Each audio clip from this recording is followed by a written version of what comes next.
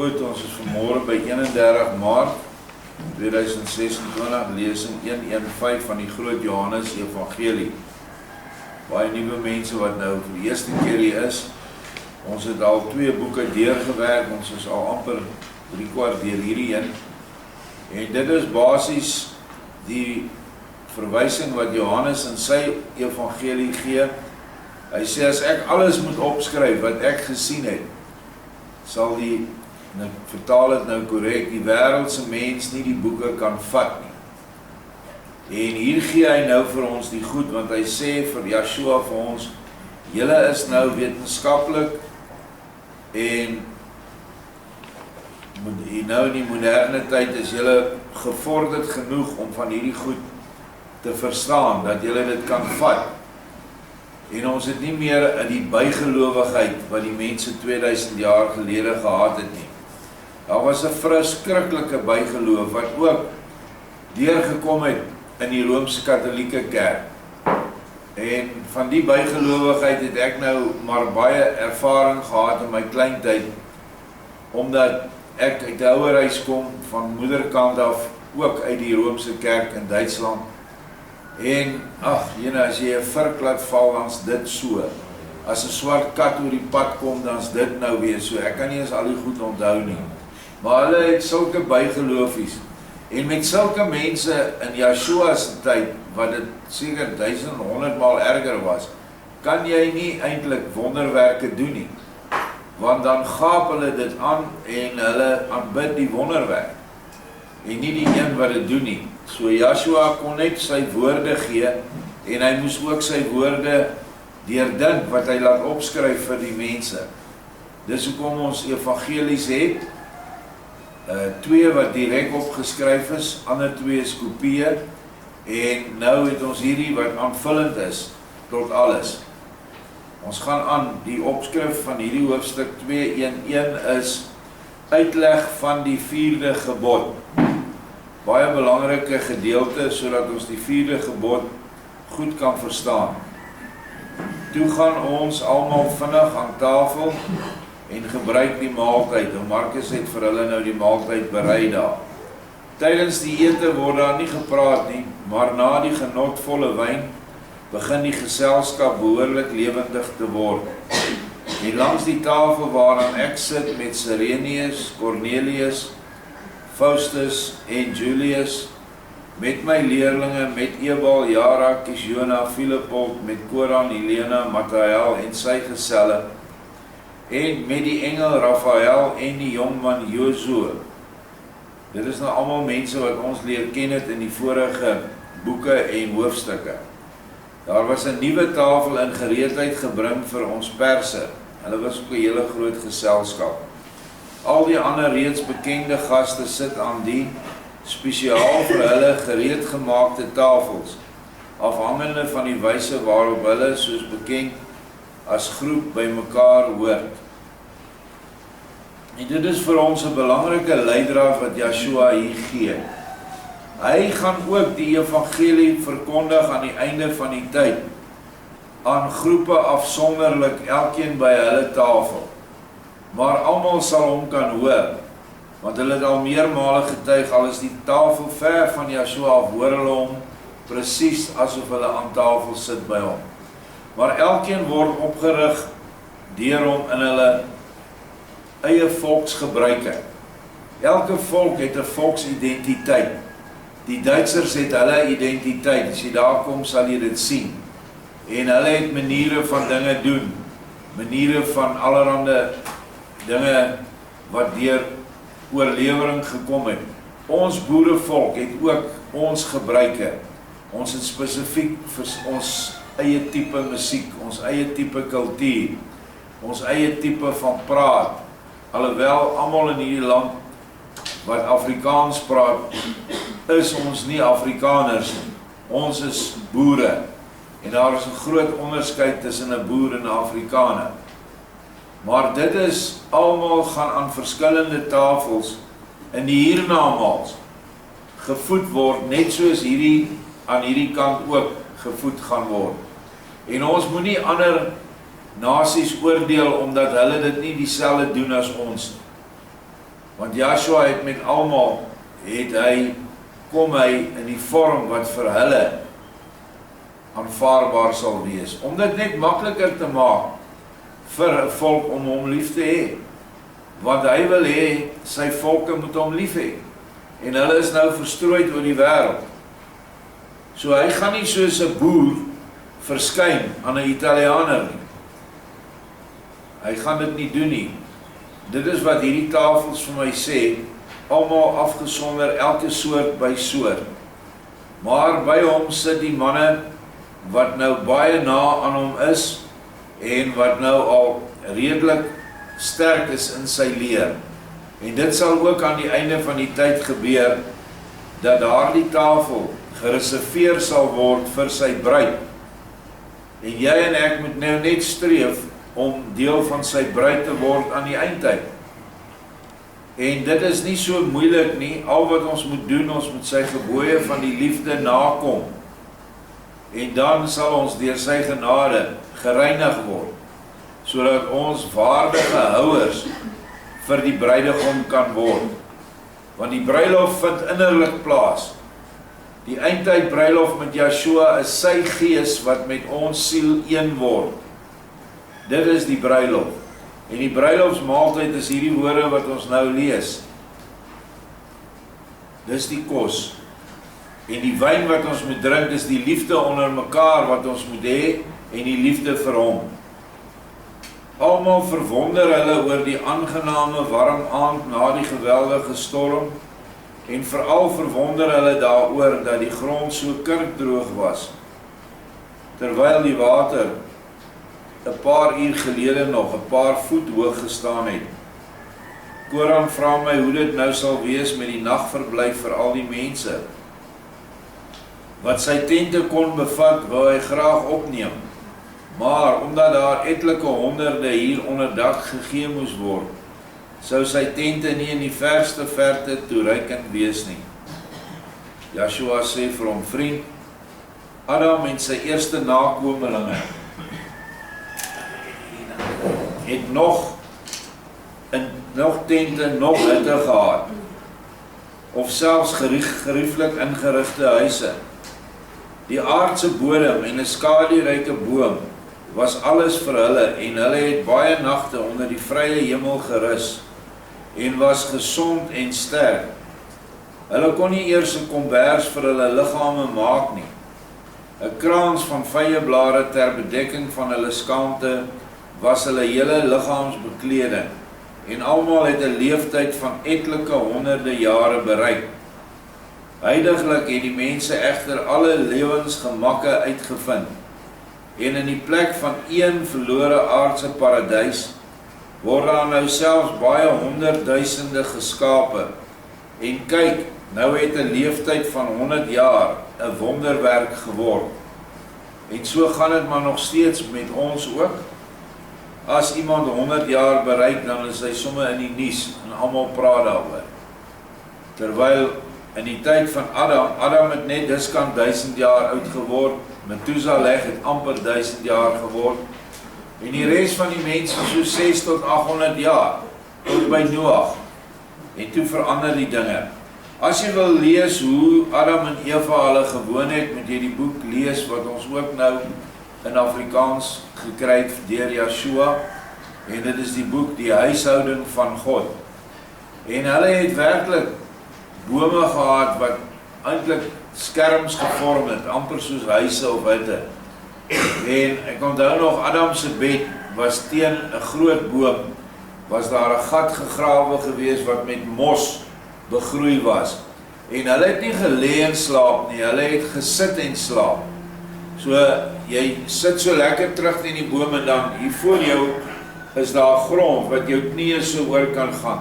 So jy sit eintlik soos in een van hierdie russtoele wat so agteroor slaap. Dit is hoe hulle in die natuur geslaap het. Nou daai verbinding met moeder natuur bring vir ons baie voordele wat ons nie weet nie, omdat ons die kennis verloor het. Deur met die aarde kontak te maak, kry ons die resonansie en die vibrasie van die aarde, kom in ons liggame in en versterk ons. Want die aarde is niks anders dan, ons sal dit nou lees, as 'n groot massa moeder, wat al haar kinders wil voed. Maar ons het nie nou meer daardie koneksie met die aarde nie. Baie keer sê mense vir jou, trek jou skoene uit en loop vir 'n uur of 2 dag kaalvoet, dat jy met die aarde kan verbind. En dit is baie belangrik, want dit bring vir jou liggaamlike vibrasie in lyn met wat hy moet wees. En as liggaamlike vibrasie of resonansie op die optimum vlak vibreer, dan word jy nie siek nie. Nou vandag het ons weer meer kennis daaroor, dat die oomblik wanneer jou liggaam op sy optimum vibreer, vrek alle parasiete wat sou inkom, en bakterieë en virusse en watter ander goed jy nog opneem wanneer jy eet. Maar ons doen dit nie. Ons is nie meer verbind met die aarde nie. Mense wat ek ken het al hulle beddens, omdat die meeste beddens nou 'n plastiek poot het, of die onderkant is plastiek. Dan as jy op die bed lê, is jy nie verbind met die aarde nie. En ek weet van mense wat 'n koperdraad gevat het, aan hulle bed vasgemaak het en 'n pen in die grond geslaan het, om die bed te aard. En hulle beweer dat daar vir hulle voordele is. Ek kan nie met hulle stry nie. Ek het nie baie kennis oor daai veld nie, maar ek het genoeg geestelike kennis om dit te kan verstaan dat dit sal werk. Dit het alles ook te doen met ons klere. Hy sê hier, hierdie mense het basies, behalwe vir hierdie geslagsdele wat toe was, het hulle basies nakend geleef vir die eerste paar 100 jaar. En daarna het hulle klere gekry wat eintlik hulle self skoon gemaak het. Jy lees daarvan, hulle noem dit die rokke van vel in die Bybel. En dit was klere wat Noag Adam en Eva hulle gedra het en toe oorgegee het vir hulle seuns. En daar's 'n verhaal van 'n ou net voor Noag se tyd, of net voor die vloed, wat hy afgegaan het na een van hierdie stede wat baie bose dinge gedoen het. Toe vereis hulle van hom, hy moet nou wit linne klere aantrek, want hy word nou soos 'n koning behandel. Hy moet die klere wat hy aan het, moet hy uittrek. Toe sê hy, maar hoe kan ek dit uittrek? Ek het die goed al 400 jaar aan. En ek het hulle nog nooit uitgetrek. Dit is omdat hierdie klere het 'n selfreinigingseffek gehad, nie net op die klere nie, maar ook op die mens wat die klere gedra het. En toe hy natuurlik dit uittrek, wat beteken dat hy sy identiteit opgegee het, en hierdie mense sy identiteit aangeneem het, het hy ook verval. Noag sy eie broer. En die hele verhaal word daar beskryf. So ons is vandag bitter ver weg van waar hierdie mense was. Dink maar net hoe gemaklik ons altyd wil wees, en ons, daar's nie 'n ander woord daarvoor nie, ons lekkerbekkigheid. Ons wil altyd lekker snoepgoed hê om te eet. Soos nooit tevrede met die basiese kos, veral vandag die jong mense. Vers 4, sien jy, dit kom deurdat die mense hulle self verwen het, en hulle daardeur vervreem het van die natuur van die hemelliggaam, die aarde. Verwen beteken om te bederf, wat heeltemal bedoel is om mense te dra en te voed en sterk en gesond te hou. Die aarde is totaal in staat om dit te kan doen, mits jy saamwerk, mits jy basies terugkom, soos ons sê, aarde toe, en ophou om die dinge te doen wat Satan vir ons nou al so baie laat doen, want ons dink dit is die normale. Maar jy, Oram, maak jou dus maar geen sorge oor die nagverblyf vir hierdie baie gaste nie. Die goeie en gesonde bodem sal hulle almal goed herberg. Wie deur slaap oorval word, rus baie goed uit op 'n kussing van klip. As die klip onder sy hoof hom hinder, is die mens nie moeg nie, en nie baie rusbehoevend nie, en dan kan hy maar weer opstaan en aan die werk spring. Ja, ek wonder hoeveel van julle of ons wat hier is, as ek nou vir jou gesê, jy moet 'n kussing, 'n klip gebruik vir 'n kussing, of jy daar gaan geslaap kry. Wel dan sê is jy nog nie moeg genoeg. Sagte beddens maak die mens week. Ander woord vir week is pieperig. En ontneem hom die nodige krag vir die ledemate. En te veel slaap verswak die siel en die spiere van die liggaam. Die natuur van die mens is soos 'n suigeling wat die beste gevoed word deur die moederbors. Die kinders wat lank gevoed word aan die bors van 'n sterk moeder, met voorbehou dat sy van nature so gesond en onbedorwe is soos 'n Eva. Hulle word reusagtig sterk en die stryd met 'n leeu sal hulle nie vermoei nie. Nou as ons in die geskiedenis teruggaan in die boek van Herinnering word die seuns van Jakob en hulle wandelinge beskryf. En daai manne het regtig leeu's doodgemaak. So sterk was hulle. En hier sê Joshua, dis omdat hulle kragtig lank aan 'n sterk moeder se bors gedrink het. En wat gebeur met ons kinders vandag? Die ma kan nie vinnig genoeg weer begin rook nie. Of wat ander substansies sy gebruik het voor die swangerskap nie. En dan sit hulle die kinders op bottelmelk, of blikkies poeier, waarin verskriklike klomp gif voorkom, wat daai kind se groei beperk, en wat hom siek maak. Dis hoekom party kinders kan een soort melk nie drink nie, die ander een kan hy weer drink. Dis omdat daar verskillende soorte gif in is, en die kind is baie sensitief vir daai spesifieke gif. Maar aan die ander kant sien ek vrouens partykeer, en ek sien dit hier op die plaas, dat dit maar beter is, dat die arme kind nie aan haar drink nie. Want sy vee haar af aan alle sorg wat sy vir haar liggaam moet hê, sodat die kind 'n gesonde eerste voeding kan kry in sy lewe. Ek wil hierdie kind kom nou net deur die geboortekanaal. Dan sien ons hoe daai kind nog steeds verslaaf is aan die dwelms wat die ma gebruik het terwyl sy swanger was.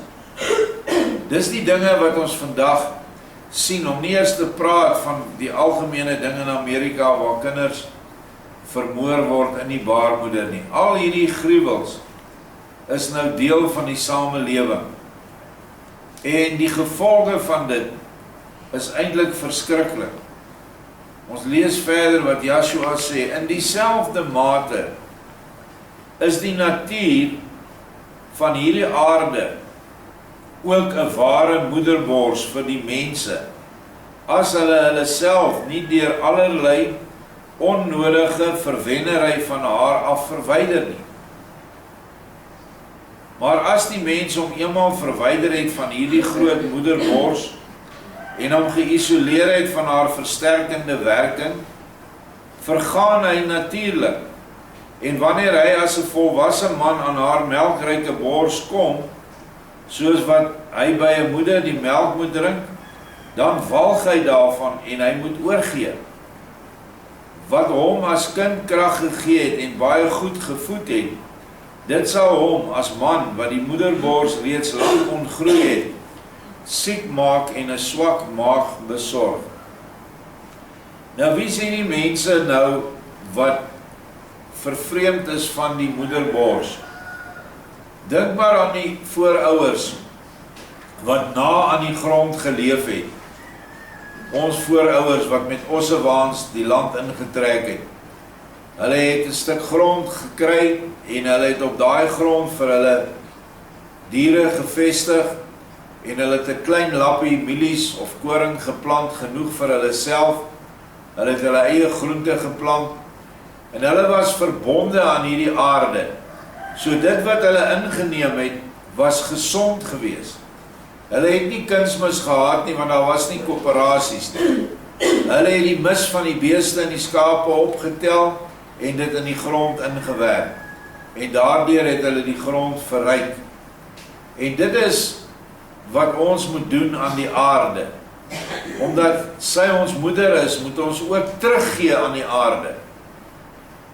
En so plant ons nou groente hier op die plaas. Nou in die somer is nou amper tyd wat die groentetuin uitgeloop is vir hierdie seisoen. Bring ons die skaapmis en die gras wat verrot. Bring ons terug in die aarde in. En al die kunsmis wat julle wat nou hier sit, hulle het al uitgestrooi daar, daai wit poeier, dis als organiese goed, wat ons baie geseënd was om eendag 'n klomp skenkings van 'n fabriek af te kry. So ons probeer soveel as moontlik terug te kom, om die aarde terug te gee, sodat sy weer vir ons kan teruggee. En sy gee terug in die groente wat jy oes vanuit daai land uit. Jy kan dit nie sien nie, maar jou liggaam kan dit ervaar. En jou liggaam word dan gevoed deur al die noodsaaklike voedingsstowwe, elemente en goed wat jou liggaam nodig het. Vergelyk nou daai persoon wat nou so na aan die grond lewe, met iemand wat in een van hierdie groot voëlhokke bly. Ek sien altyd die ergstes vir my is daar in Hongkong. Hier massiewe groot woonstelblokke wat 30.000 mense in 'n blok bly. Dan bly hy in 'n duiwehokkie daar bo in die lug. Wat se verbintenis het hy met die aarde? Wat se verbintenis het hy met die goeie dinge van die aarde? Wat se vibrasie seëning kry hy? Net mooi niks. Hy bly in daai beton oerwoud. Hy ry of met busse of met karre na sy werk toe en terug. Alles om hom is besoedeling. En dit breek die liggaam af. Nou so 'n persoon, as hy ooit by die aarde moet kom en nou so lewe moet lewe soos wat ons voorouers gelewe het, hy sal walg daarvan. Hy sal nie daai gesonde goed kan verdra nie. Net soos ons kinders vandag, wat so gewoond is aan hierdie lekkernye, al die lekker goed, en die chips, en die, alles, julle weet alles wat dit is. Bring daai kind terug na die aarde toe en sê vir hom, nou vanoggend eet jy pap wat nou van ons land afkom, vanmiddag eet ons skaapvleis of beesvleis van die land en groente van die land. Daai kinders walg van sulke kos. Hulle soek hamburgers, pizzas, al daai gemors. Dit is die toestand waarin ons nou is. Gee maar vir iemand so 'n harde bed, met 'n klip as 'n kussing nou, as 'n voorbeeld, of iets hards net. Hy mens sal nie kan bestaan nie, hy sal walg daarvan soos Yeshua sê, want hy het 'n lam weggebreek van die moederbors. Ons praat nou van die aardse moederbors. Nou, die mens kan nie altyd aan die moederbors krag en natuurlike lewe vir sy spiere verkry nie, maar die bors van moeder aarde moet hy hom nooit te ver verwyder as hy liggaamlik gesond, sterk en oud wil word nie. Kom terug aarde toe. Die aarde kan vir ons baie goed gee wat ons kan sien, maar nog meer goed wat ons nie kan sien nie, omdat sy 'n lewende entiteit is met 'n uitstraling. Moses sê, eer jou vader en jou moeder, dan sal u 'n lang lewe hê, en dit sal met u goed gaan op aarde. Daarmee bedoel Moses nie alleen die vader wat u verwek het, en die moeder wat u gebaar het nie, maar eweneens die aarde met haar altyd nuwe lewende barende krag. Nou dit is 'n dieper insig nou in die gebod van eer jou vader en jou moeder. Jy moet ook die moeder aarde eer en respek hê. En moenie net sommer inspring en goed begin uitstoot, bosse net verwyder, diere doodmaak links en regs nie. So moet die moeder aarde ook bestuur word. Want alles wat vir ons goed is, kom vanuit die aarde. Ons plante wat ons eet, ons vleis wat ons eet, ons klere wat ons dra. Nie al die goed wat ons vandag klere noem is goed vir ons nie. Die polyester en nylon goed word gemaak van petroleumprodukte. En omdat elke ding wat jy op aarde het 'n uitstraling. Het jy byvoorbeeld katoen, wat 'n uitstraling het van 5000 hertz, en wat wanneer jy 'n katoenhemp aan het, en katoenklere, dan verhoog dit jou liggaamsvibrasie, tesame met die aarde wat op jy nou op verbind is. Maar as jy nou van hierdie sintetiese stowwe het, dan is dit eintlik negatief, dit werk negatief op jou. Ek het nou die dag 'n stuk gelees wat hulle sê, 'n polyester broeke wat die vrouens so van hou om te dra, hierdie tights wat julle noem. Daai ding is so gevaarlik vir vrouens, dat dit selfs siektes kan aanjaag. Omdat ons so ver weg van die aarde af beweeg het.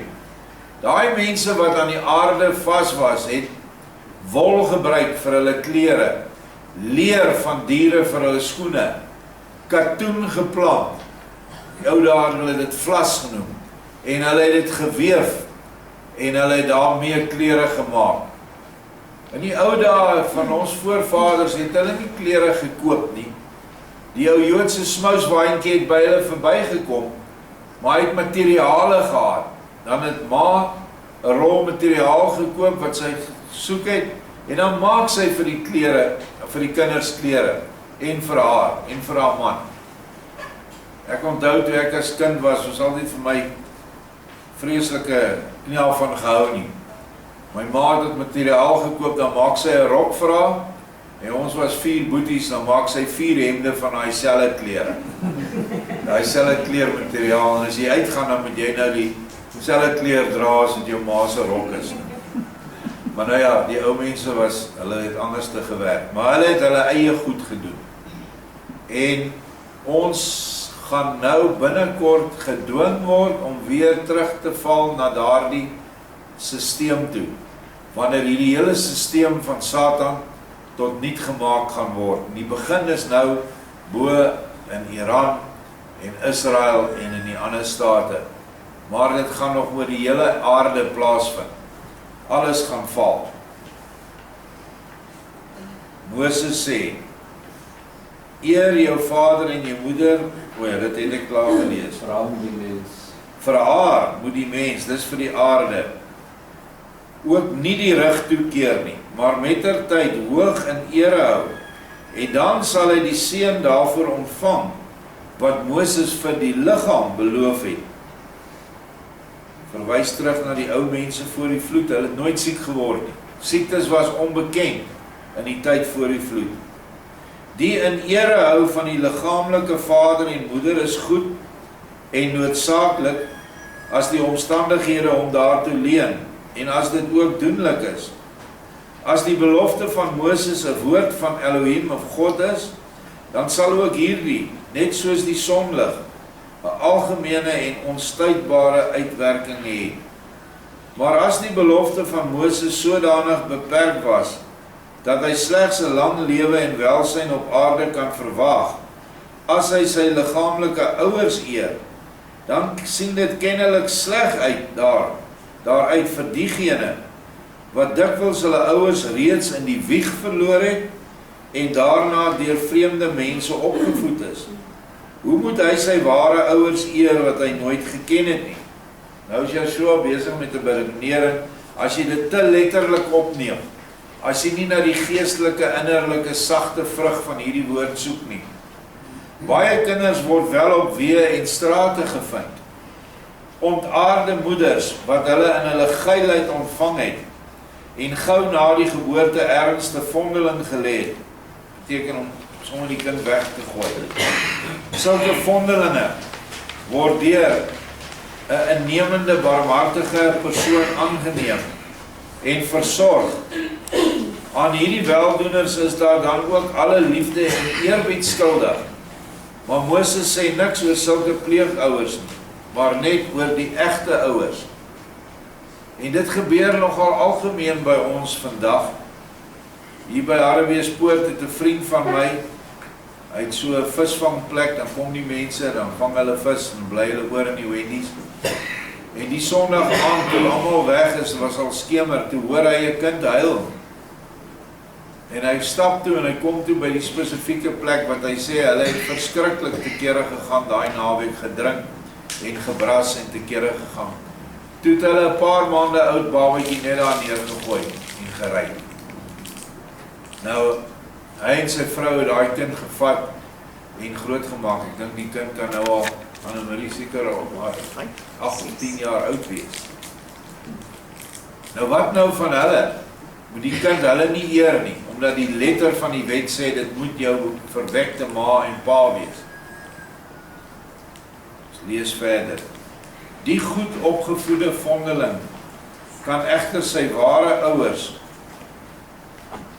nie onmoontlik nie eer nie, omdat hy hulle in die eerste plek nie geken het nie, selfs al wou hy hulle ken, en in die tweede plek voor Elohim en alle mense tog werklik geen verpligting teenoor hulle het nie. Hulle wat hom in hulle sondige geilheid verwek het, en toe na die geboorte dadelik aan die dood oorgegee het.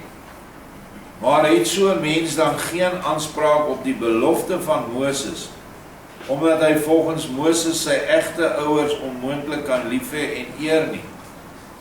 O, dit sou tog iets wat mooi wees en 'n baie goeie indruk maak as wyse woorde van Elohim. Ook is daar ouers wat hulle kinders opvoed in alles wat maar sleg genoem kan word. Hulle bring al in die wieg al 'n werklik sataniese hoogmoed aan hulle en leer hulle om teenoor elkeen hard en gevoelloos te wees. Sulke tierkat ouers leer hulle kinders al ontydig en ontydig brutaal, leenagtig en oneerlik te wees. Dink hier aan die skoolboelies wat ons almal maar deur moes gaan, veral ons wat in die koshuise was. Moet Moses ook vir sulke kinders, wat hulle ouers met allerlei slegtigheid en verdorwenheid eer, omdat die ouers dit van hulle kinders eis, moet hy sy goeie belofte bestem vir hulle ook. Hulle eer hulle pa en ma, want die pa en ma is slegter as sleg. Nou kom die belofte van 'n lang lewe ook vir hulle. Dis die vraag wat Joshua vra.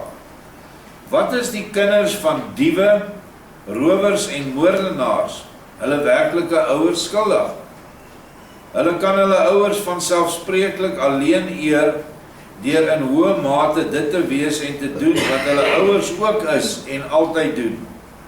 Dis deur diefstal, roof en moord op reisende vreemdelinge. Kan die belofte van Moses ook op sulke kinders betrekking hê? Vra wat Joshua vra, eer jou vader en jou moeder, verstaan ons daai gebod? 'n Klein bietjie begrip moet jou tog wel duidelik maak, dat 'n belofte wat so verstaan moet word by die gebod van Moses, in eerste klas smaad sou wees vir die goddelike wysheid. Hoe kan Elohim God, die alwyse, 'n gebod gee wat eis, dat ook 'n geïnkarneerde engelgees, sy ouerpaar, wat uit die onderste hel in die vlees kom, liefde en eerbied skuldig moet wees? Nou baie mense gaan nie hierdie verstaan nie. Mense wat op hierdie aarde gebore word, kom hoofsaaklik van 3 plekke af. Eerstens, Joshua praat in die Bybel, hulle is van die aarde. En dit is gewoonlik die gevallenes.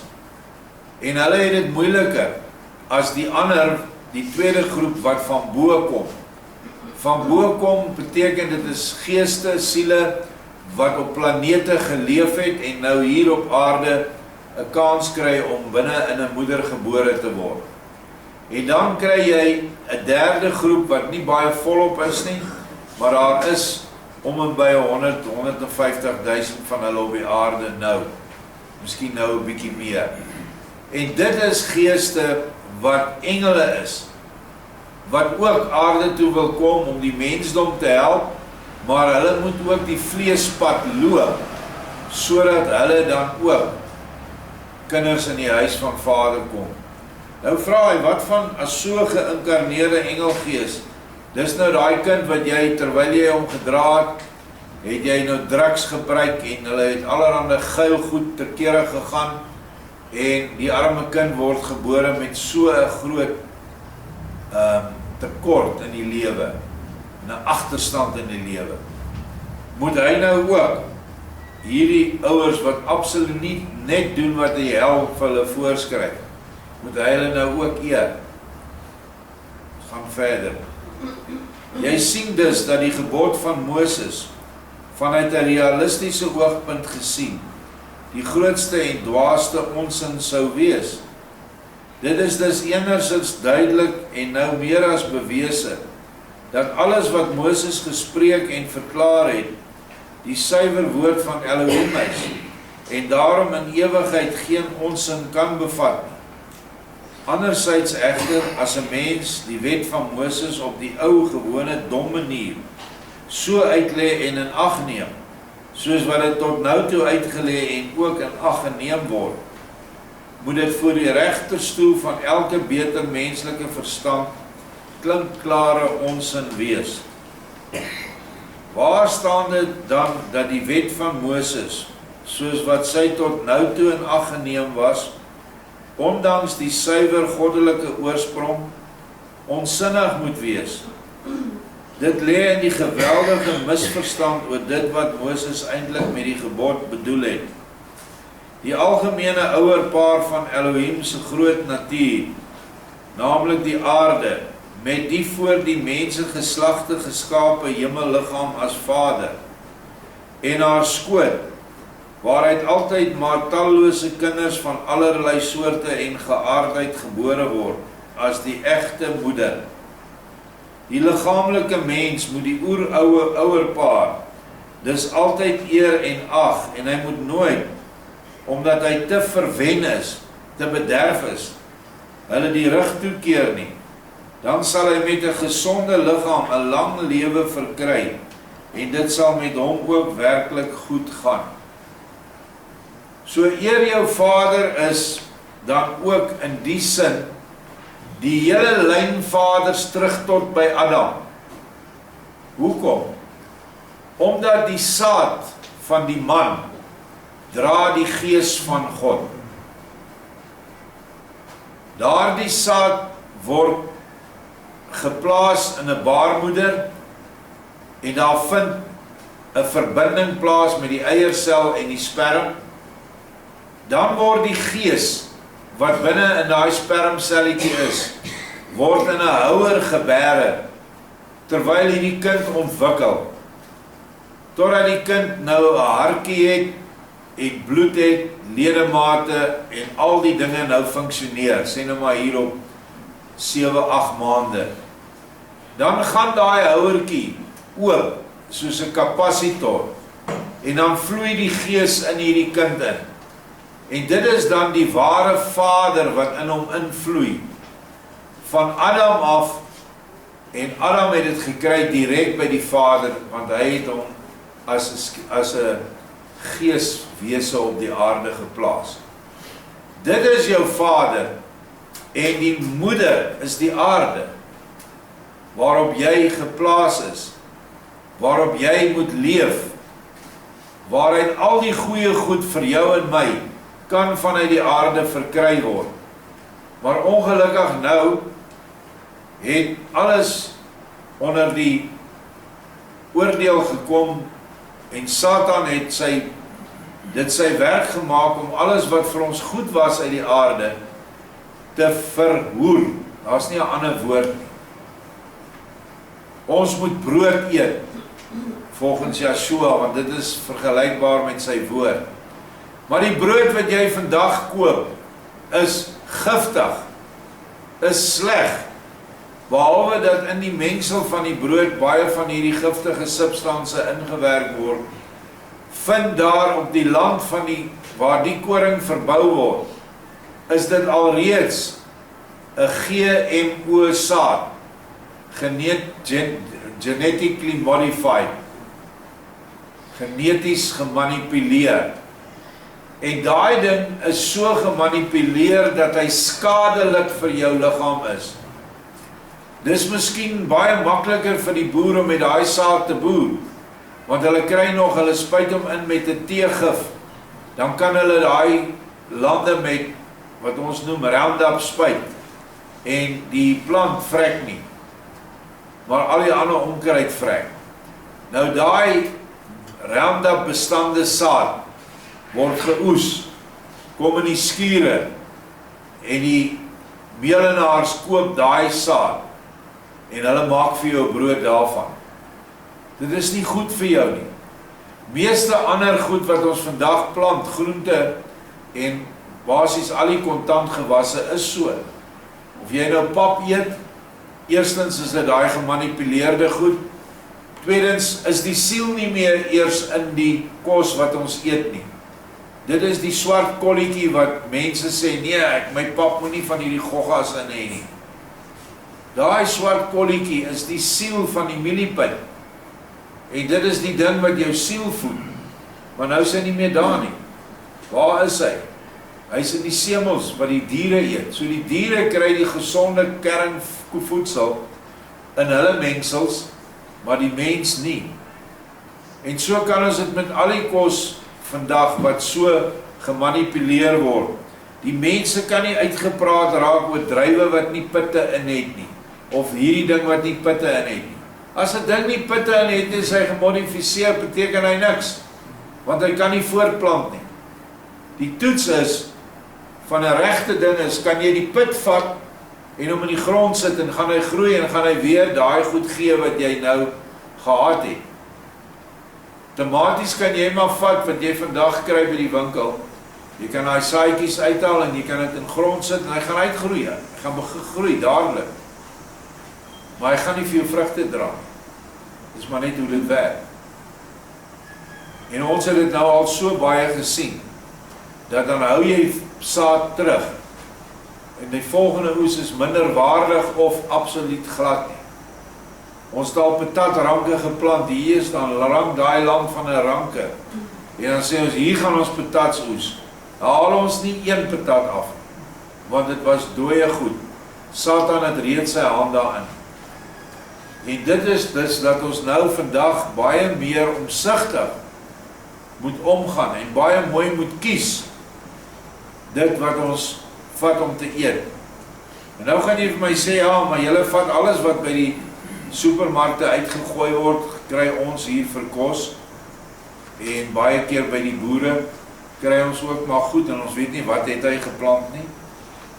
Maar omdat dit in liefde geskenk word, en omdat ons almal bid vir ons kos, kan ons so baie van die skadelike, indien nie al die skadelike stowwe van hierdie kosse, kan ons dan afsny vir ons liggaam.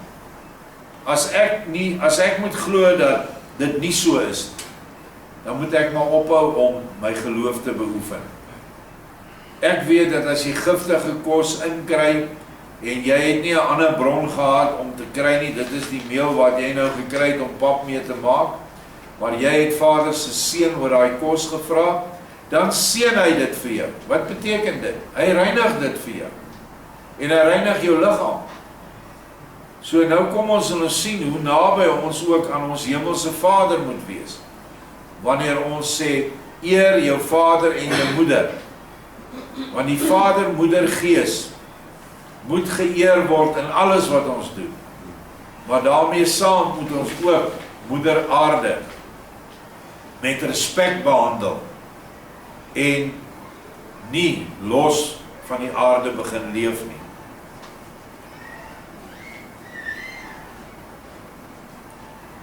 Vers 19, nee.